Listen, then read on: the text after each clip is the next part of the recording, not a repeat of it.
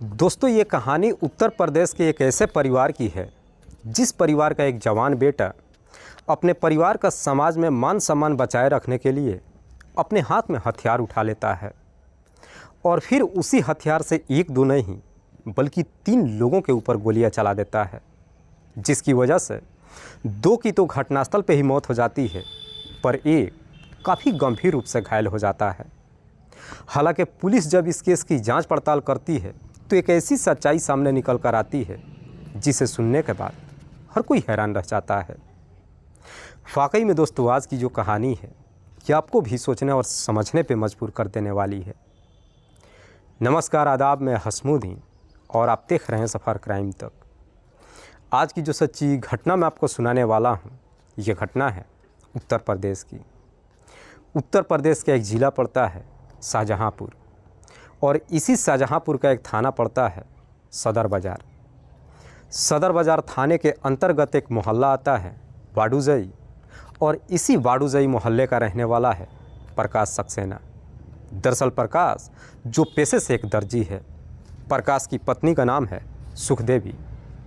प्रकाश के टोटल 4 बच्चे हैं, जिसमें 2 बेटा और 2 बेटियां। बड़े बेटे का नाम है संतोष, दूसरी बेटी है कीर्ति, तीसरा बेटा है विपिन और सबसे छोटी बेटी है प्रियंका। संतोष और कीर्ति की शादी हो चुकी है। कीर्ति अपने ससुराल में रहती है तो वहीं संतोष अपनी पत्नी प्रीति के साथ दिल्ली शहर में रहता है। इधर विपिन की जब अपनी बीए तक की पढ़ाई कंप्लीट हो जाती है, उसके बाद से अपने ही इलाके में एक मोबाइल एसेसरीज़ का दुकान कर लेता है। विपिन की सबसे छोटी बेटी प्रियंका जो अपने ही इलाके से पढ़ाई करती है। हालांकि विपिन जो मोबाइल एसेसरीज़ का दुकान चलाता है वो अकेले नहीं चलाता है, बल्कि उस दुकान को पार्टनरशिप में करता है। विपिन के पार्टनर का नाम है अखिलेश यादव, जो उसी के इलाके का रहने वाला है। अखिलेश के पिता का नाम है दीनदयाल यादव। दरअसल दीनदयाल की कुछ साल पहले ही मौत हो चुकी है। दीनदयाल के भी टोटल 4 बच्चे हैं, जिसमें 2 बेटा हैं और 2 बेटियां हैं। अखिलेश दूसरे नंबर का है। हालांकि विपिन और अखिलेश जब पार्टनरशिप में दुकान करते हैं, दोनों अपनी दुकान ही नहीं चलाते हैं, बल्कि दोनों के बीच में काफ़ी गहरी दोस्ती भी हो जाती है, जिस वजह से कभी अखिलेश विपिन के घर पे जाता है तो कभी विपिन भी अखिलेश के घर पे आते जाते रहता है। दोनों के बीच में इतनी काफ़ी गहरी दोस्ती हो जाती है कि जो भी इनकी दोस्ती देखता है इनकी दोस्ती की मिसाल देने लगता है। लेकिन एक दिन अखिलेश जब विपिन के घर पे जाता है और जब पहली बार विपिन की छोटी बहन प्रियंका को देखता है तो प्रियंका की खूबसूरती देख उसे पहली नज़र में पसंद कर लेता है। हालांकि प्रियंका देखने में कोई ज़्यादा खूबसूरत तो नहीं होती है, लेकिन प्रियंका भी जब जवानी की दहलीज पे कदम रखती है, आखिरकार प्रियंका के भी चेहरे पे काफ़ी निखार आ जाती है। अखिलेश प्रियंका को पसंद तो कर लेता है, लेकिन चाह करके भी अपनी दिल की बात उससे नहीं कह पाता है। लेकिन उसके बाद से अखिलेश अब प्रियंका के बगैर रह भी नहीं पाता है। दरअसल उसके बाद से अब अखिलेश जब भी विपिन के घर पे जाता है, वो विपिन से मुलाकात करने के लिए तो जाता है, लेकिन जानबूझ करके तभी उसके घर पे जाता है जब विपिन उसके घर पे नहीं होता है, जिस वजह से अखिलेश को मौका मिल जाता है ताकि वो उसकी बहन प्रियंका से बातचीत कर सके। आखिरकार बातचीत करते करते एक दिन अखिलेश अपनी दिल की बात प्रियंका से कह ही देता है। लेकिन अखिलेश जब अपनी दिल की बात प्रियंका से कहता है, तब तक इधर प्रियंका भी कहीं ना कहीं अखिलेश को पसंद करने लगी थी, जिसकी वजह से प्रियंका भी अखिलेश के प्यार को एक्सेप्ट ही नहीं करती है, बल्कि उसके प्यार को हामी भर देती है। उसके बाद से अखिलेश और प्रियंका के बीच में प्रेम प्रसंग शुरू हो जाता है। अखिलेश और प्रियंका के बीच में जब प्रेम प्रसंग शुरू होता है, उसके बाद से दोनों फ़ोन पे एक दूसरे से बातचीत ही नहीं करते हैं, बल्कि जब भी दोनों को मौका मिलता है एक दूसरे से मुलाकात भी कर लेते हैं। हालांकि अखिलेश प्रियंका से ज़्यादातर मुलाकात करने के लिए अक्सर उसके घर पे ही जाता है। जब भी उसके घर पे जाता है, प्रियंका के पिता अपनी ड्यूटी पे होते हैं और विपिन अपनी दुकान पे होता है। घर पे प्रियंका सिर्फ अपनी माँ के साथ होती है। अखिलेश जब प्रियंका के घर पे जाता है तो प्रियंका की माँ भी उस पर कोई शक नहीं करती है, क्योंकि विपिन अखिलेश को दोस्त कम और भाई ज़्यादा मानता था। इसलिए प्रियंका की माँ को प्रियंका और अखिलेश को लेकर कभी शक ही नहीं होता है। हालांकि दोनों के बीच में जब प्रेम प्रसंग शुरू होता है, इस बात की जानकारी ना तो विपिन के परिवार वालों को मालूम चलता है और ना ही अखिलेश के परिवार वालों को। समय बेहतर तरीके से गुजर रहा था। इधर विपिन का बड़ा भाई संतोष, जो अपनी पत्नी प्रीति के साथ दिल्ली शहर में रह रहा था, प्रीति प्रेग्नेंट हो जाती है और जब उसका बच्चा होने का समय आता है, आखिरकार संतोष 26 फरवरी को अपनी पत्नी को अपने गांव घर पे भेज देता है ताकि उसकी डिलीवरी घर पे हो सके। संतोष अपनी पत्नी को अपने घर पे लेकर नहीं आता है क्योंकि संतोष को अपनी कंपनी से छुट्टी नहीं मिल पाती है। इधर संतोष की पत्नी प्रीति जब अपने ससुराल में आ जाती है, इस वजह से अब अखिलेश और प्रियंका को मिलने में काफ़ी परेशानी होने लगती है, जिसकी वजह से अब अखिलेश और प्रियंका घर के बाहर मुलाकात करने लगते हैं। जब 20 दिन का समय होता है, आखिरकार प्रीति जाकर के हॉस्पिटल में एडमिट हो जाती है ताकि उसका बच्चा सही सलामत हो सके। प्रीति जब जाकर के हॉस्पिटल में एडमिट हो जाती है, उसके बाद से प्रियंका की माँ भी हॉस्पिटल में ही रहने लगती है। इधर घर में केवल अकेले प्रियंका ही रह जाती है। हालांकि प्रियंका जब अकेले अपने घर पे रहने लगती है, उसका भाई विपिन अखिलेश पे इतना आंख बंद करके भरोसा करता था कि जब भी कोई छोटा मोटा काम होता है, अपने दोस्त अखिलेश को घर पे भेज देता है। और अखिलेश इस वक्त जब भी अब प्रियंका के घर पे जाता है, उसे बेहतर मौका मिल जाता है और फिर घर के अंदर ही बड़ी बेहतर तरीके से अपना समय भी गुजारते हैं। जब 4 दिन का समय गुजारता है, आखिरकार हॉस्पिटल में प्रीति एक बेटे को जन्म देती है। बच्चा जब इस दुनिया में आ जाता है, प्रकाश सक्सेना के घर में खुशियों का माहौल छा जाता है। इस खुशी में विपिन इस प्रकार से खुश होता है कि अपने दोस्त अखिलेश से कहता है कि मैं अपने भतीजे के जन्मदिन पे धमाल मचाना चाहता हूँ।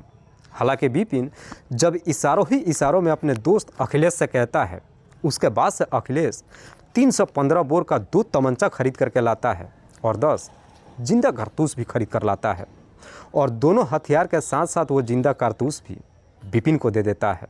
हालांकि विपिन को जब वो दोनों हथियार मिल जाता है, उन दोनों हथियार में एक एक जिंदा कारतूस लोड करता है। एक हथियार को खुद ही फायर करता है और दूसरा अपने दोस्त अखिलेश को देता है। अखिलेश भी उसमें से एक गोली फायर करता है।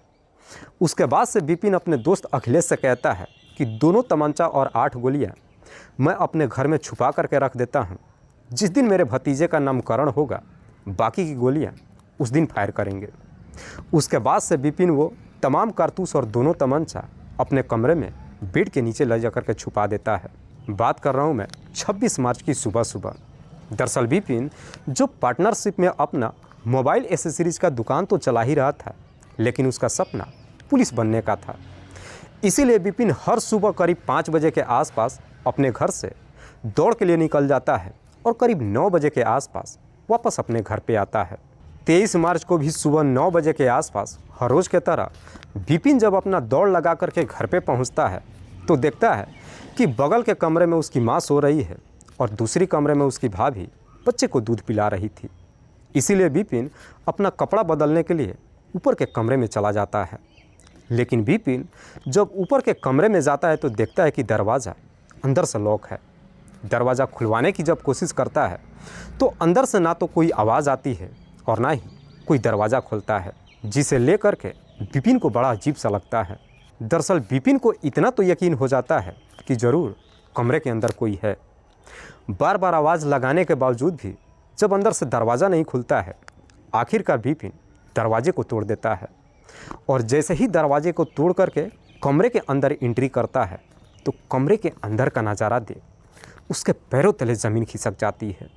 दरअसल कमरे के अंदर उसका दोस्त अखिलेश के साथ साथ उसकी बहन प्रियंका मौजूद थी। दोनों के कपड़े अस्त व्यस्त थे। उन्हें देख करके साफ अंदाज़ा लगाया जा सकता था कि कमरे के अंदर वो दोनों क्या कर रहे थे। जैसे ही कमरे में एंट्री करता है, प्रियंका कमरे से बाहर निकल जाती है और इधर अखिलेश हाथ जोड़ करके विपिन के सामने खड़े हो जाता है। विपिन उसे कहता है कि तूने जो कुछ भी किया है ठीक नहीं किया है, तूने मेरे साथ विश्वासघात किया है। इस पे अखिलेश उसे समझाते हुए कहता है कि तुम्हें घबराने की ज़रूरत नहीं है। दरअसल मैं और प्रियंका एक दूसरे से प्यार ही नहीं करते हैं, बल्कि हम शादी भी करना चाहते हैं। शादी करने की जब बात कहता है, ये सुन करके विपिन एकदम से आग बबूला हो उठता है और उसे धमकी देते हुए कहता है कि तुमने ये सोच भी कैसे लिया कि तुम दोनों की शादी हो सकती है। तुम्हें अच्छे तरीके से मालूम है कि हम दोनों की जाति बिरादरी अलग है। अखिलेश विपिन को काफ़ी समझाने की कोशिश करता है, लेकिन विपिन उसे धमकी देते हुए कहता है कि जो तूने मेरे इज्जत के साथ खेला है, तुझे इसकी भरपाई तो चुकानी होगी। विपिन गुस्से में ही अपने बेड के नीचे से उसी हथियार को निकालता है और उसमें कुछ कारतूस को लोड करते हुए एक पर एक 3 गोलियां अखिलेश के ऊपर चला देता है, जिसकी वजह से अखिलेश की घटनास्थल पर ही मौत हो जाती है। अखिलेश की जब मौत हो जाती है उसके बाद से विपिन उस हथियार को अपने हाथ में लिए हुए ऊपर से नीचे की तरफ आता है तो देखता है कि उसकी बहन प्रियंका, जो काफ़ी गुमसुम बरामदे में बैठी हुई थी, अपनी बहन के पास जाता है और जाकर के प्रियंका से एक ही सवाल करता है कि मैंने जो कुछ भी किया है वो सही किया है या फिर गलत। इस पर काफ़ी सोच विचार करने के बाद प्रियंका उसे जवाब देती है कि तुमने गलत किया है। प्रियंका जैसी इस तरह की जवाब देती है उसके बाद से विपिन उसी हथियार से प्रियंका के ऊपर भी एक पर एक 2 गोलियां चला देता है, जिसकी वजह से प्रियंका की भी घटनास्थल पर ही मौत हो जाती है। लेकिन गोलियां चलने की आवाज़ जब विपिन की मां और उसकी भाभी सुनते हैं और नज़ारा को जब देखते हैं तो देखने के बाद दोनों ही बेहोश हो जाते हैं। दरअसल दोनों की जब मौत हो जाती है उसके बाद से विपिन उस हथियार को लेकर अपने घर से बाहर निकलता है और पड़ोस के रहने वाले सचिन के घर पे चला जाता है। दरअसल विपिन और सचिन के बीच जो काफ़ी पुरानी दुश्मनी चल रही थी। इधर सचिन जब विपिन के हाथ में उस हथियार को देखता है, देखते ही समझ जाता है, इसलिए डर के मारे सचिन अपने घर के अंदर भागने की कोशिश करता है, लेकिन भागते वक्त ही विपिन सचिन के ऊपर भी गोली चला देता है, जो एक गोली सचिन के कमर में जाकर के लग जाती है, जिसकी वजह से सचिन काफ़ी गंभीर अवस्था में वहीं पे गिर जाता है। उसके बाद से विपिन एक दूसरे के घर में जाता है और दूसरे घर में एक पर एक 2 गोलियां चलाता है। लेकिन विपिन जब दूसरे के घर में जाकर गोलियां चलाता है, वो गोलियां किसी को नहीं लगती है और जब सारी गोलियां ख़त्म हो जाती है उसके बाद से विपिन मौके से फरार हो जाता है। हालांकि 23 मार्च की सुबह सुबह जब मोहल्ले में एक पर एक कई सारी गोलियां चलने की आवाज़ आस पड़ोस के लोग भी सुनते हैं, कुछ लोग विपिन को देख लेते हैं और तुरंत ही इस बात की जानकारी सदर बाज़ार थाने में दे देते हैं। थोड़ी देर के बाद पुलिस जब विपिन के घर पर पहुंचती है, दोनों डेड बॉडीज़ को अपने कब्जे में लेकर पोस्टमार्टम के लिए भेज देती है और जब इस पूरे वारदात के बारे में वहाँ के पड़ोसियों से पूछताछ करती है तो कोई भी पड़ोसी अपना मुंह खोलने के लिए तैयार नहीं होता है। हालांकि थोड़ी देर के बाद जब विपिन की मां और भाभी होश में आते हैं, पुलिस उनसे भी पूछताछ करती है, लेकिन दोनों ही पुलिस को एक ही जवाब देते हैं कि साहब हमें इस बारे में कुछ भी नहीं मालूम है कि आखिरकार विपिन ने अपनी ही बहन के ऊपर गोली क्यों चला दिया। दरअसल अब पुलिस इतना तो यकीन कर जाती है कि इस केस का खुलासा अब विपिन ही कर सकता है, इसीलिए पुलिस अब विपिन को ढूंढना शुरू कर देती है। दरअसल पुलिस अपनी तमाम तो कोशिश कर लेती है, 2 दिन का समय गुजर जाता है, पर बावजूद इसके विपिन का कहीं कुछ पता नहीं चलता है। इसीलिए पुलिस अपने खबियों को काम पर लगा देती है। जैसे ही 3 दिन का समय गुजरता है, आखिरकार 26 मार्च को एक खबरी विपिन का लोकेशन पुलिस को बता देता है। उसके बाद से पुलिस चिन्नौर के पुलिया के पास से विपिन को गिरफ्तार कर लेती है। पुलिस जब विपिन को गिरफ्तार करके थाने में लेकर जाती है और जब विपिन से इस पूरे वारदात के बारे में पूछताछ करती है तो विपिन भी अपनी सारी सच्चाई कबूल ही नहीं करता है, बल्कि पूरी कहानी पुलिस को बता देता है। साथ ही साथ विपिन पुलिस वालों से ये भी कहता है कि साहब मुझे अपने किए पे कोई पछतावा नहीं है। विपिन जब अपना जुर्म कबूल कर लेता है उसके बाद से पुलिस अगले दिन जिला अदालत में पेश करती है, जहाँ से उसे जेल भेज दिया जाता है। लेकिन पुलिस जब इस केस का खुलासा करती है और इस बात की जानकारी इधर अखिलेश के परिवार वालों को जब मालूम चलता है तो अखिलेश के परिवार वाले पुलिस से कहते हैं कि साहब विपिन झूठ बोल रहा है। दरअसल अखिलेश का जो उसकी बहन के साथ में प्रेम प्रसंग चल रहा था, इस बात की जानकारी विपिन के पूरे परिवार को मालूम था। दरअसल मेरे भाई की हत्या में सिर्फ विपिन ही शामिल नहीं है, बल्कि उसके घर के और सदस्य लोग भी हैं।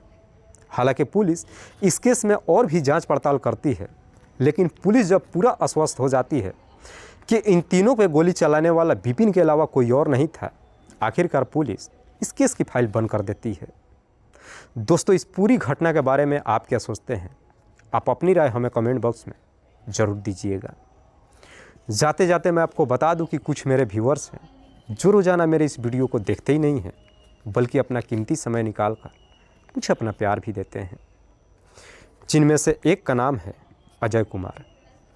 अजय कुमार जो अहमदाबाद के रहने वाले हैं। दूसरे मेरे व्यूअर हैं मोहम्मद मेराज। मोहम्मद मेराज जो मधेपुरा बिहार प्रदेश के रहने वाले हैं।